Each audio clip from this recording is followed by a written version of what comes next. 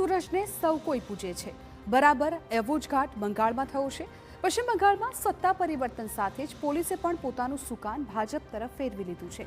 કોલકાતા પોલીસના સત્તાવાર social media પર તરત જ તેની અસર જોવા મળી। નવા મુખ્યમંત્રી તરીકે સુવેન્દુ અધિકારીના શપથ લીધા પછી પોલીસે તરત જ એક્સ પરથી મમતા બેનર્જી અને અભિષેક બેનર્જીને અનફોલો કરી દીધા। તેના બદલે હવે પ્રધાનમંત્રી નરેન્દ્ર મોદી અને ગૃહમંત્રી અમિત શાહને ફોલો કરવાનું શરૂ કર્યું છે। આ બદલાવ માત્ર એક ટેકનિકલ એક્શન નથી, પરંતુ રાજકીય સંદેશ તરીકે પણ જોવામાં આવી રહ્યો છે।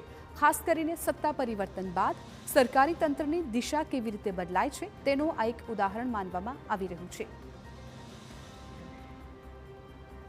આ બદલાવને માત્ર ડિજિટલ પ્રવૃત્તિ નહીં, પરંતુ રાજ્યમાં બદલાતી સત્તા અને પ્રશાસનિક વલણના સંકેત તરીકે પણ જોવામાં આવી રહ્યું છે। ભાજપની જીત બાદ રાજકીય માહોલમાં મોટો ફેરફાર આવ્યો છે અને તે હવે સરકારી તંત્રના વર્તનમાં પણ દેખાઈ રહ્યું છે। આ પગલાંને લઈને રાજકીય વર્તુળોમાં ચર્ચા તેજ બની છે અને કેટલાક લોકો તેને નવી સરકાર સાથે તાલમેલ બેસાડવાનો પ્રયાસ કરી રહ્યા છે। સાથે સાથે વિરોધ પક્ષના નેતાઓ આ મુદ્દે સવાલ ઉઠાવી રહ્યા છે કે શું સરકારી સંસ્થાઓએ રાજકીય રીતે તટસ્થ રહેવું જોઈએ કે નહીં।